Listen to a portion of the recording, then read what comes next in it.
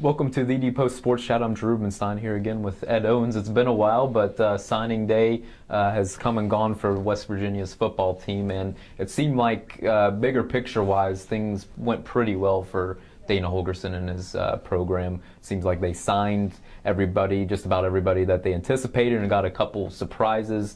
When you just kind of look at the class, what sticks out in your mind? I think they got a lot of quality guys. I mean, they pulled in 3 4-star recruits. They were really positive. They're high on a lot of the guys that they brought in, and they really hit that scholarship number. And since Dana's been here, he's talked about wanting to get up to their full allotment of 85 scholarships. He was really positive about it yesterday. Seems really encouraged by the fact that they have that. And depth was an issue. Depth is something he's referenced a lot in terms of not just on Saturdays, but during the week, getting through the week of practice. And now that seems like that's a question that's been answered for him. Yeah, I thought it was odd that in the Orange Bowl in 2012, they had 63 scholarship players on the roster when you can have as many as 85, and you hit a little bit on depth. I mean, is it really that big of a deal to really be at 85 on a year in out basis? Well, he says so. I mean, he'd know better than I would, but yes, I mean, I think you saw it last year, especially on the defensive side of the ball. They were devastated by injuries, and they didn't have the guys, especially at the end of the season. They didn't have the guys that they needed to put out there. They were worn down. The defense suffered as the year went on. I think it was really a noticeable thing. Mm-hmm. So if they do have that depth, and they do seem encouraged by it, that maybe that won't happen, and especially in the Big 12 where on both sides of the ball you're doing a lot more rotating guys with the way the tempo goes on both sides, you're going to need a lot more guys to help fill in the numbers there.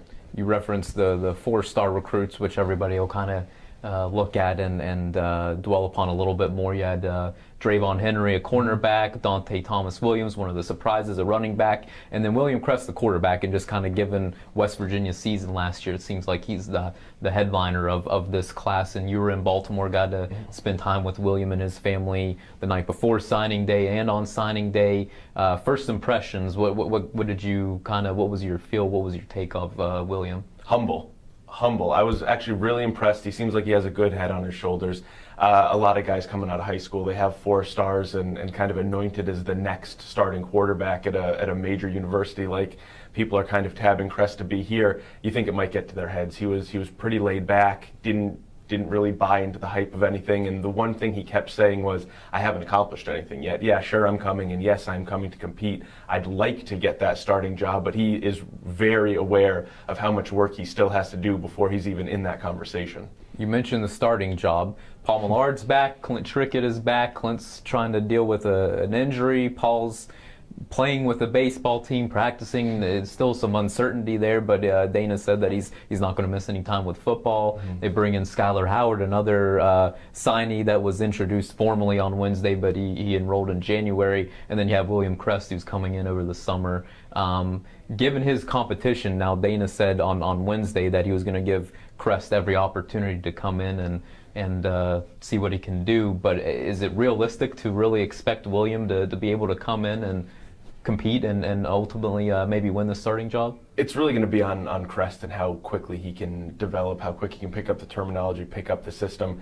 Is it realistic? Sure. I mean, I think last year you had Clint come in and he at least picked it up enough to start 7 games last season. So, I mean, their hand was kind of forced with injuries and everything like that. But I think it comes down to the question of the direction of this program, not just this next season, but going forward. I know Dana's kind of in a win-now mode. There's a lot of pressure on him to win and show results, so maybe he wouldn't want to risk it as much with a younger guy like Skylar Howard or a guy like Crest who don't have the experience.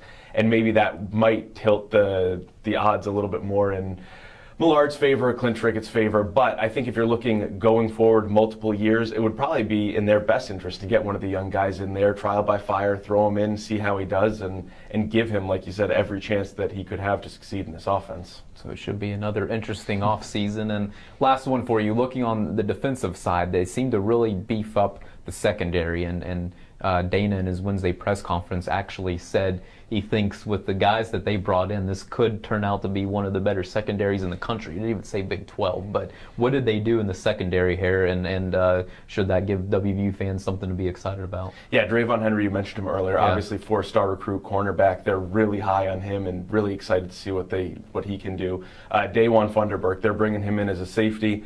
They've got Keyshawn Richardson, junior college guy who's coming in, and they've also got Jalen Myers who's coming in as a safety. And the one thing they like about all those guys is versatility. And while they do kind of have outlines of where those guys can play, they could slot them in at safety or at corner. They can move them around. When they're playing 5 DBs like they tend to do in the Big 12, it really gives them a lot of versatility, a lot of options that they can do. And if those guys can play multiple positions, it also takes the question of injuries out. I think they've got depth there, they've got talent there, and they are really excited to see what these guys can do out in the Big 12 this season. All right, very good. Appreciate it once again, Ed, and it'll be a couple weeks and we'll get into spring practice. But please continue to check TheDPost.com for the latest on the Mountaineers. Thanks for tuning in.